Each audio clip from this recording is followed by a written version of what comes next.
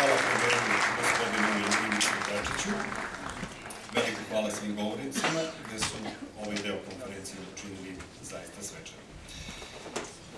Sada ću pozvati prvog govornika u ovom drugom delu, radnom delu. On dolazi iz Kijeva, iz Ukrajine, gospodin Dragan Stanojević, aktualni predsjednik Skupštine dijaspore i Srba u regionu, uspešan privrednik već više od 2 decenije. Čućemo poruke iskustva poslovne dijaspore i na početku ovog dela želim samo da vas podsjetim da je vreme predviđeno za izlaganje 5 do 7 minuta. Gospodine premijeru, imam za vas par poruka, nemojte još da bežite. Pošto ja ovde ipak predstavljam Skupštinu i celokupnu dijasporu našu. Mada vi ne bežite, ja se slažem, ja volim kad vi nastupate, jer vi uvek to nastupate sa praktične površine i sa realnosti. Zato vas molim onda da počnem, onda ćemo brzo. Znači, slažem se sa vama da postoji problemi kod dijaspore, postoji raskoli, postoji problem da naše institucije miješaju svoje prste i pomažu tom raskolu i tako dalje, ali ono što ja očekujem od vas, evo mi smo formirali smo Skupštinu, formirala se nova vlada, od prethodne vlade ste isto vi bili, mi nismo nešto posebno bili zadovoljni, ali smo dobili 2 institucije, dobili smo Skupštinu dijaspore i dobili smo Zakon o dijaspori i za to hvala. Međutim, od ove vlade očekujemo produžetak, jer ono što mi imamo u tim zakonima nam ne dozvoljava da funkcionišemo.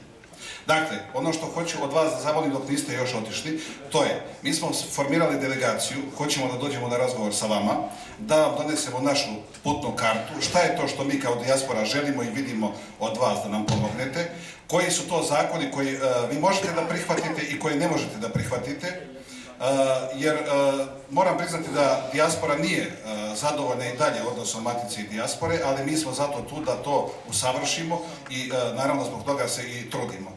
Dakle, mi imamo predloge za izmenu zakona, mi kao Skupština moramo dobiti više punomoćja, mi kao delegati ne tražimo ništa od države, ne tražimo vam pare, ne tražimo vam kancelarije, ne tražimo vam službene puteve i tako dalje, mi to radimo za svoja sredstva i tako dalje. Naš cilj jeste da pomognemo Srbiji, mi to radimo već godinama, mi imamo stotine sati naših televizijskih nastupa gde promociju radimo naše Srbije. Mi smo dovodili investitore, dovodili smo političare, rešavali smo mnoge stvari i tako dalje o kojima ja neću sada ovde da pričam, ali ono što očekujemo od vas jeste da se u što kraćem vremenu sastanemo i da mi vama pokažemo šta je to što mi hoćemo i da vi kažete šta je to što je program minimum što možete da nam date.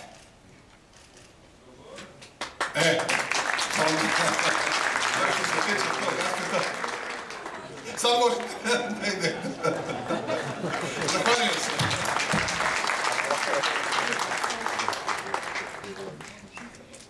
Ja se izvinjavam, ja sam morao da iskoristim ovaj moment, pošto moramo da sa njima napravimo saradnju, pošto je to ipak premijer i tako dalje.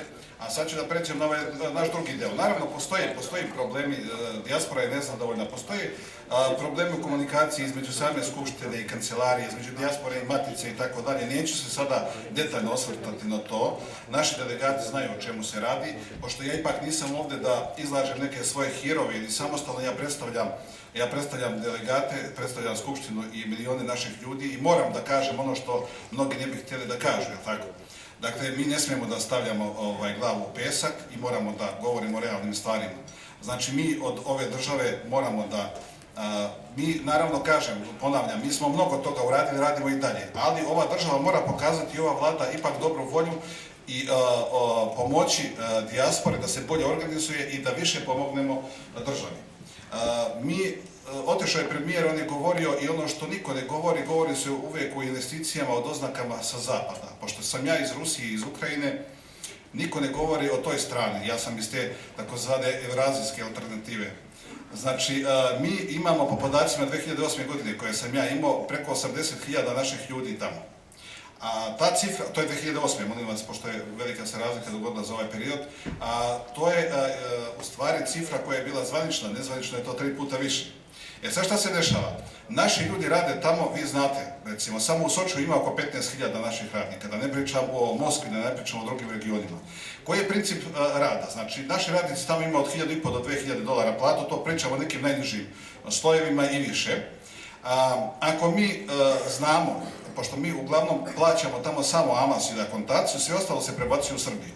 Znači, mi otprilike 10 do 20% plaćamo ljudima tamo, ostalo ide ovamo. Međutim, vi to ne možete da prepoznate kao doznake, jer Zapad ima način kako ta sredstva mogu se šalju ovamo, a mi sa istoka to radimo na druge načine i vi ih ne možete prepoznati. Ali ako mi uzmemo da je 80.000 ljudi, pa puta neka bude samo 1.000 dolara mjesečno, pa uzmemo to na godišnjem nivou, vi ćete doći do jedne cifre koju niko još do sada ovdje nije, ne znam iz kojih razloga nisu to govorili, eto ja vam to mogu da potvrdim, činjenično možda pitate bilo kog vlasnika preduzeća tamo, on će vam potvrditi ovo što vam ja govorim. A da ne govorim o desetinama i o stotinama onih privrednika, mojih kolega imamo ovdje iz Rusije koji su ovdje šestocifrene cifre doneli, mi smo pravili objekte, isto to nije prepoznato naravno kao investicija.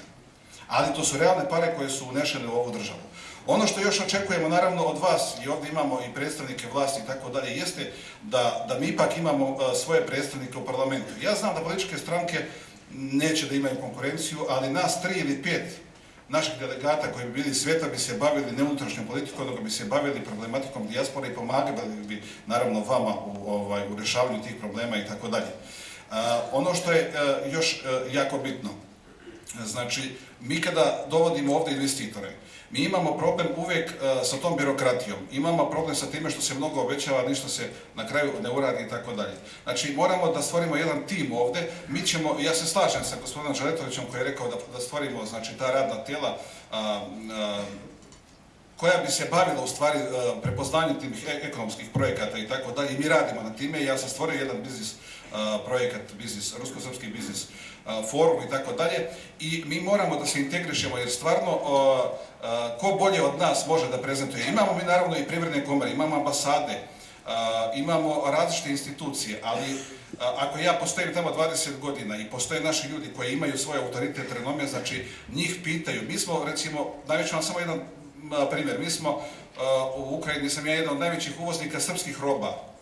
Znači, mi svi pričamo o patriotizmu, ja ga prenosim kroz konkretno djelovanje. Ja sam stvorio jedan brend novi koji se zove Srpski ekološki tehnički sistemi. Znači, mi uvozimo i kotlarnice, ne znam šta se uvozi, znači, ali mi smo doveli robu tamo na to tržište, mi smo ih certificirali, mi smo prepoznali tržište, mi smo doveli to i stvorili smo jedan brend i sada kad god neko hoće da kupi nešto srpsko, on se obraća nama i kaže imate li vi te mogućnosti. Znači, mi bi mogli da stvorimo isto i toj Moskvi, ne pričam sad o cijelom svijetu, isti taj srpski dom koji bi, odnosno, to je jedan centar u kome bi bila predstavljena sva ekonomika i privreda Srbije i koji bi bio centar distribucije naših proizvoda i tako dalje.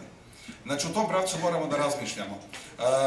Da ne oduzimam mnogo vremena, naravno da zahvaljujem se svima koji su se odazvali, zahvaljujem se posebno predstavnicima vlade i tako dalje koji ste došli ovde.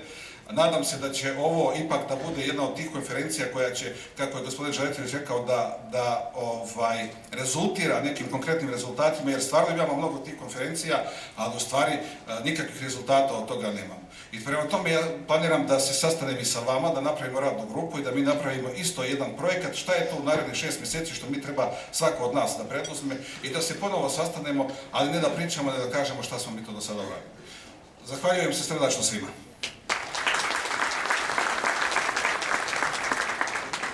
Hvala gospodinu Stanojeviću. Sljedeći će nam se obratiti gospodin Miloš Bošnjaković iz Australije. On je inače osnivač i član borda direktora australijske kompanije BRL.